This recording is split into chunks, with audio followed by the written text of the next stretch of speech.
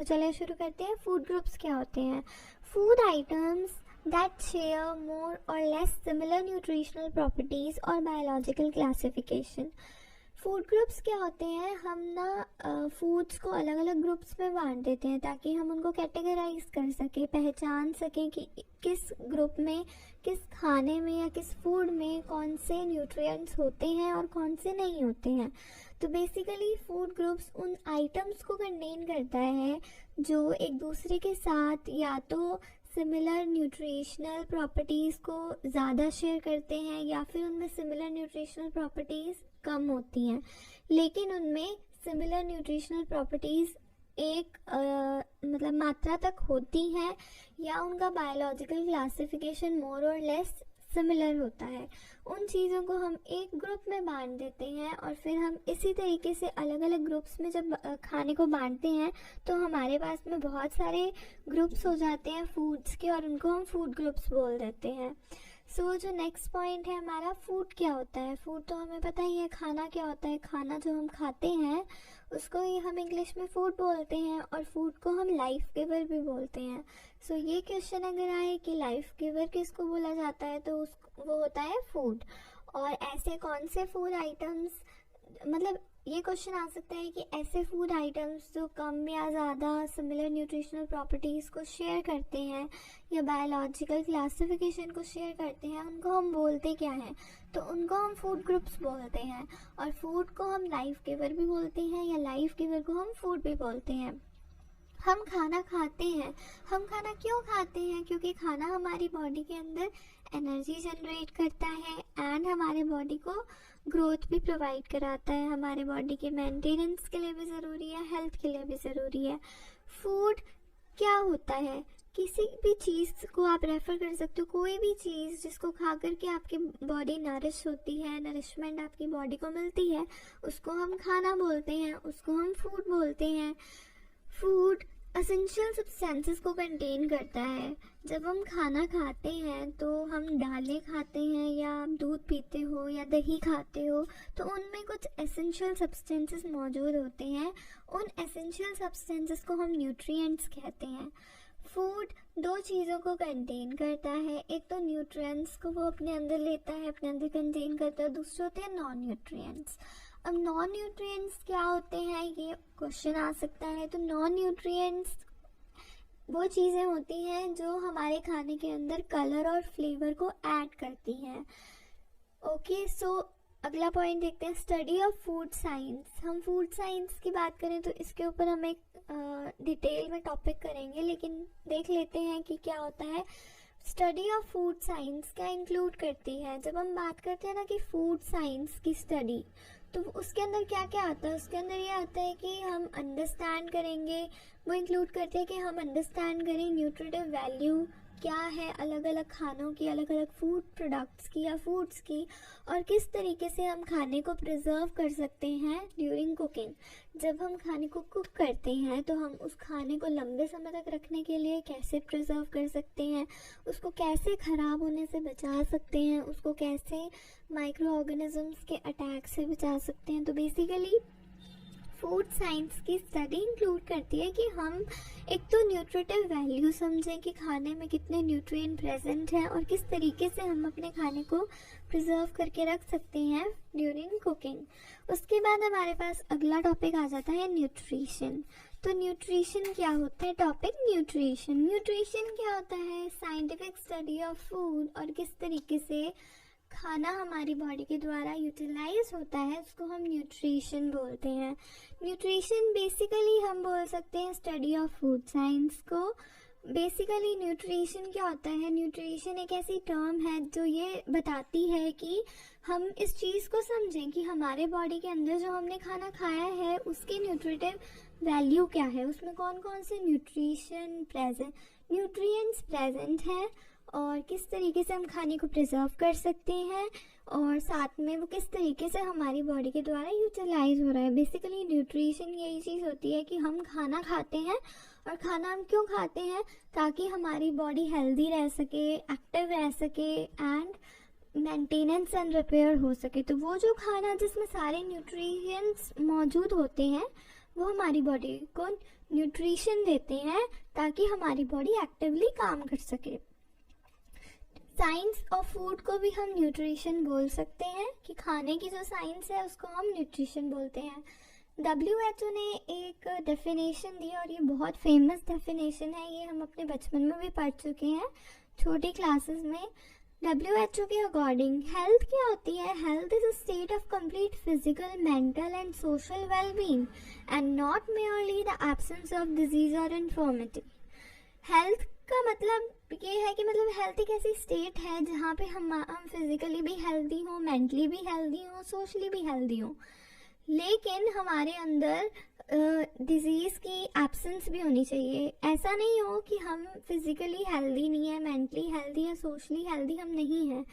ये मतलब इस डेफिनेशन का कहना ये है कि मान लो आपको कोई डिजीज़ है, ठीक है, लेकिन आप फिजिकली हेल्दी हो, मेंटली सोशली हेल्दी हो, लेकिन आपको कहीं ना कहीं कोई प्रॉब्लम है, कोई डिजीज़ है, तो आप अनहेल्दी हुए। और अगर आपको कोई डिजीज़ नहीं है फिर भी आप फिजिकली हेल्दी हो या फिर आप मेंटली हेल्दी नहीं हो, सॉरी, अगर आप फिजिकली हेल्दी नहीं हो, मेंटली हेल्दी नहीं हो या सोशली हेल्दी नहीं हो तो भी आप हेल्दी नहीं माने जाओगे, आपको डिजीज़ मतलब आप अनहेल्दी माने जाओगे।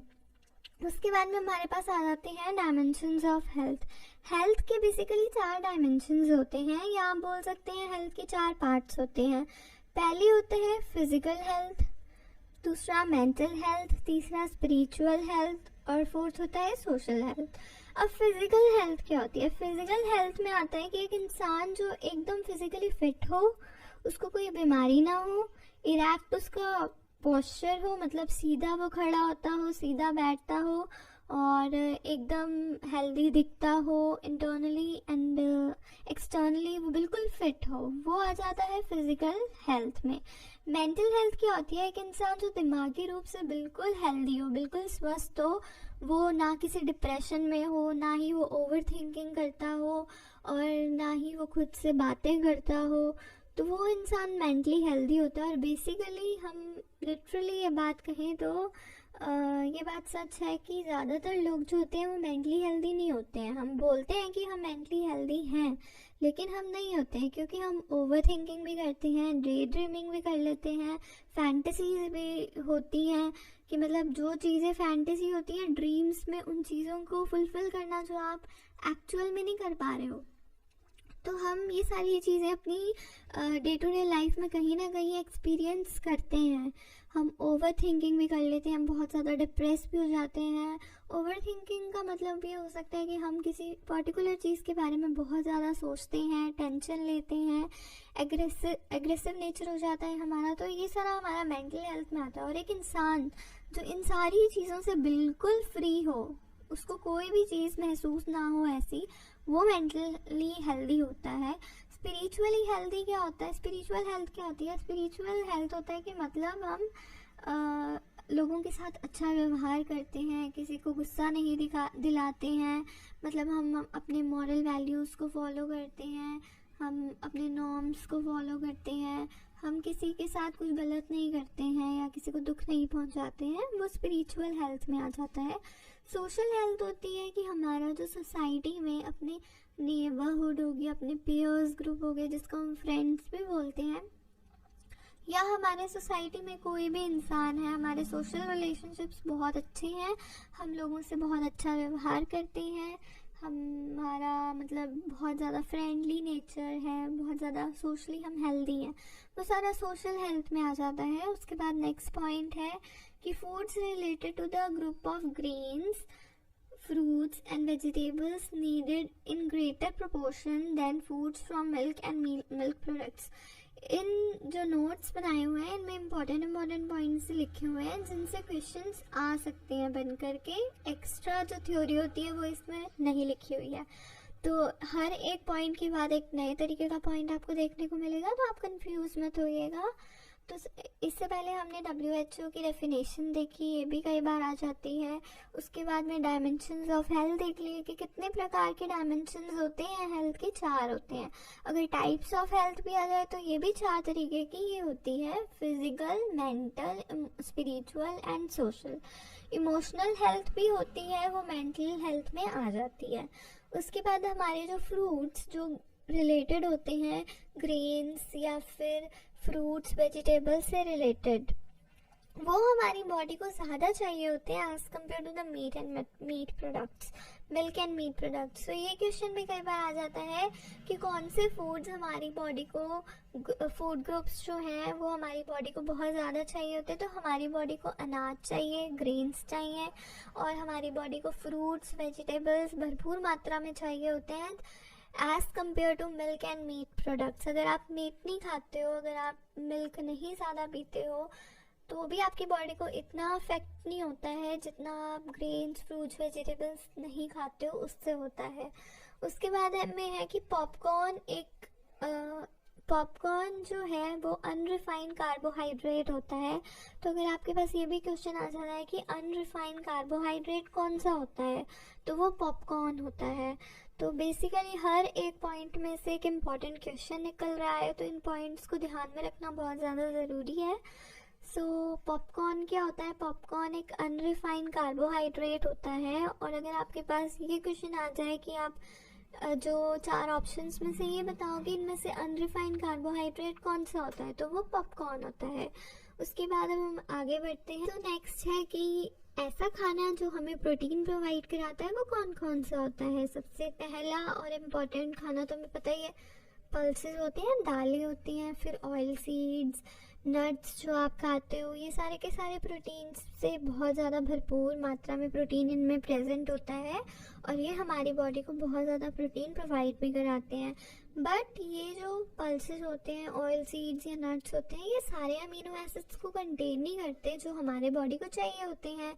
लेकिन फूड्स जो कि मिल्क, एग, मीट, फिश ये होते हैं, ये प्रोटीन के साथ साथ और मतलब प्रोटीन में तो रिच होते ही हैं और साथ में ये सारे एसेंशियल अमीनो एसिड्स को भी कंटेन करते हैं in correct proportion for the synthesis of body cells and tissues. अब जैसे कि हमें अपने दिन में 1 ग्लास मिल्क पीना चाहिए क्योंकि उसमें सारे एसेंशियल अमीनो एसिड्स होते हैं और साथ में प्रोटीन भी प्रेजेंट होता है, क्योंकि सारे एसेंशियल अमीनो एसिड्स हमें पल्सेस, ऑयल सीड्स, नट्स से नहीं मिल पाते हैं। इसीलिए अगर आप नॉन वेजिटेरियन हो तो आप तो एग, मीट, फिश खाते ही होंगे, तो आप वो खा सकते हैं, उससे आपको सारे प्रोटीन्स भी मिलेंगे और सारे एसेंशियल अमीनो एसिड्स भी मिल जाएंगे। और लेकिन अगर आप वेजिटेरियन है तो आप मिल्क पियोगे तो उससे आपको प्रोटीन तो मिलेगा ही मिलेगा और सारे एसेंशियल अमीनो एसिड्स भी आपको अपने डाइट में मिल जाएंगे। अगला फंक्शन है प्रोटेक्शन का। तो प्रोटेक्शन क्या है? हमारे बॉडी को प्रोटेक्शन भी तो चाहिए होती है हार्मफुल ऑर्गेनिजम्स, माइक्रो ऑर्गेनिजम्स से जो हमारे बॉडी के अंदर वायरस, बैक्टीरिया ये सब घुस जाते हैं और हमारे बॉडी को हार्म करते हैं, हेल्दी बॉडी को अनहेल्दी कर देते हैं। और अभी तो चला भी हुआ है कोरोना वायरस, हम सब ने सुना ही होगा। तो जो वो वायरस होते हैं वो हमारी बॉडी को बहुत ज़्यादा अफेक्ट करते हैं और उनसे बचने के लिए हमारी बॉडी को एक अच्छी मात्रा में डाइट चाहिए होती है जो भरपूर, जिनमें सारे न्यूट्रिएंट्स हों। अब प्रोटेक्टिव फूड्स क्या होते हैं? प्रोटेक्टिव फूड्स वो होते हैं जिनमें विटामिन्स हों, मिनरल्स हों, प्रोटीन्स हों ऑफ हाई बायोलॉजिकल वैल्यू। ऐसे टाइम पे जब हम बीमार होते हैं तो हमें milk, egg, fish, green leafy vegetables and fruits खाने चाहिए। अगर आप वेजिटेरियन हो तो आप मिल्क, ग्रीन लीफी वेजिटेबल्स, हरी सब्जियां होती हैं वो खाओगे, फ्रूट्स खाओगे तो हमारी बॉडी हेल्दी रहती है। और अगर आप नॉन वेजिटेरियन हो तो आप एग और फिश भी खा सकते हैं। उसके बाद में अब यहाँ पे भी एक इम्पॉर्टेंट पॉइंट आ जाता है कि बॉडी बिल्डिंग फूड्स कौन से होते हैं। तो ऐसे फूड्स जो हमारे बॉडी के growth, repair of the body की सेल्स एंड टिश्यूज के लिए रिस्पॉन्सिबल होते हैं, वो फूड बॉडी बिल्डिंग फूड्स कहलाते हैं। और बॉडी बिल्डिंग फूड्स के अंदर कौन सी कैटेगरी आ जाती है ना, वो होती है प्रोटीन। फिर बाद में प्रोटीन से भरपूर मात्रा में फूड कौन से होते हैं? वो होते हैं ऑयल, सीड्स, पल्सेस, नट्स। लेकिन ये सारे एसेंशियल अमीनो एसिड्स को कंटेन नहीं करते हैं। तो सारे एसेंशियल अमीनो एसिड्स को कौन कंटेन करता है? वो फूड होते हैं milk, egg, meat, fish etcetera. उसके बाद में प्रोटेक्शन आ जाता है। तो प्रोटेक्शन के लिए हमें कौन कौन से न्यूट्रिएंट्स चाहिए होते हैं? हमें चाहिए होते हैं विटामिन, मिनरल्स एंड प्रोटीन्स। उसके बाद हमारे पास अगला पॉइंट आ जाता है regulation and maintenance of health. अब खाना जो हम खाते हैं वो regulation and maintenance of health के लिए भी बहुत ज़्यादा ज़रूरी होता है। अब यहाँ पे रेगुलेशन का मतलब क्या है? रेगुलेशन का मतलब ये है कि हमारे बॉडी के अंदर जो भी ऑर्गन्स प्रेजेंट होते हैं, चाहे हमारे लंग्स हो, चाहे हमारा हार्ट हो, रेस्पिरेटरी सिस्टम हो, किडनी हो, ये सारे जो हैं ये अपने सही से काम करें, अच्छे से इनका रेगुलेशन टेक प्लेस करें, ये रेगुलेट करें। इसके लिए खाना बहुत इम्पॉर्टेंट रोल प्ले करता है। अगर आप सही मात्रा में खाना खाते हो, हम बोलते हैं ना कि अगर आप बहुत ज़्यादा स्मोक करोगे तो आपके लंग्स ख़राब हो जाएंगे, बहुत ज़्यादा ड्रिंक करोगे तो आपके लीवर ख़राब हो जाएगा। तो इसीलिए बोला जाता है ताकि आप गलत फूड ना खाएं, क्योंकि गलत फूड खाने से हमारे बॉडी के अंदर जो ऑर्गन्स होते हैं वो अच्छे से रेगुलेट नहीं कर पाते हैं। इसलिए ना गलत खाएं ना गलत पिएं। इसमें जो पॉइंट है वो ये है कि इट इंक्लूड्स कि हमारा हार्ट अच्छे से काम करे, हमारा बॉडी का टेम्परेचर सही रहे, हमारे मसल्स का कॉन्ट्रैक्शन सही रहे और बाकी सारे ऑर्गन्स भी सही काम करें। फूड हेल्प करता है डिजेनरेटिव डिजीज़ेस को रोकने में because of the presence of phytochemicals and antioxidants, क्योंकि जो खाना हम खाते हैं उनमें सारे न्यूट्रिएंट्स होते हैं, उनमें एसेंशियल अमीनो एसिड्स भी होते हैं, उनमें फाइटोकेमिकल्स भी होते हैं, उनमें एंटीऑक्सीडेंट्स भी होते हैं।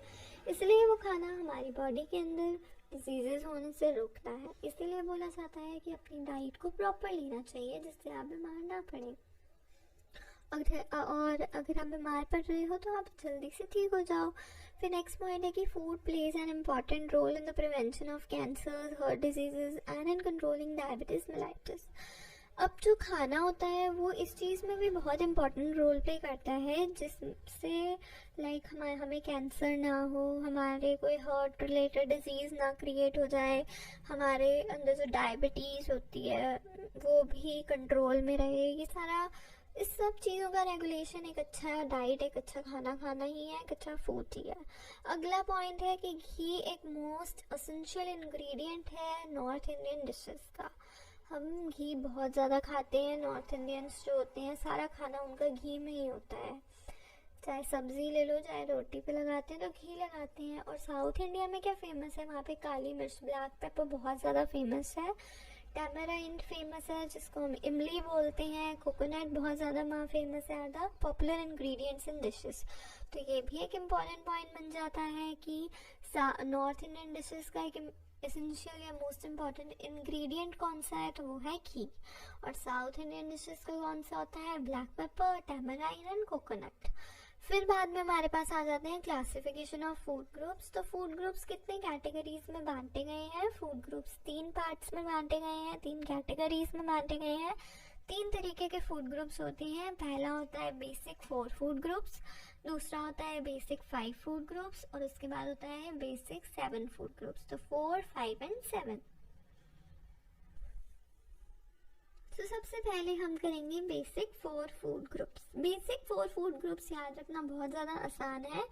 हम इन फूड ग्रुप्स में किससे क्या मिलता है, कौन से न्यूट्रिएंट्स मिलते हैं, ये हर एक फूड ग्रुप में याद रख पाना थोड़ा मुश्किल है। इसलिए हम बेसिक 4 फूड ग्रुप्स में ज़्यादा ध्यान देते हैं। उनमें देख लेते हैं कि कौन कौन से न्यूट्रिएंट्स हमें मिलते हैं। बेसिक 4 फूड ग्रुप्स 4 चीज़ों को कंटेन करता है। इसमें पहले ग्रुप में जो आते हैं वो होते हैं हमारे सीरियल्स, मिलेट्स एंड पल्सेस। सारी दालें, जो भी राइस, व्हीट, मेज, ज्वार, वो सारा सीरियल्स में और मिलेट्स में आ जाता है। जो कोआर्स फॉर्म में सीरियल्स होते हैं उनको हम मिलेट्स बोल देते हैं और सीरियल्स, मिलेट्स, पल्सेस जो है वो एक ग्रुप बनाते हैं, एक फूड ग्रुप बनाते हैं। और इसके अंदर जो दूसरा फूड ग्रुप होता है वो होता है वेजिटेबल्स एंड फ्रूट्स का। वेजिटेबल्स एंड फ्रूट्स एक ही कैटेगरी में बांटे जाते हैं, एक ही कैटेगरी में रखे जाते हैं। उसके बाद जो थर्ड फूड ग्रुप होता है वो होता है milk products and animal foods का।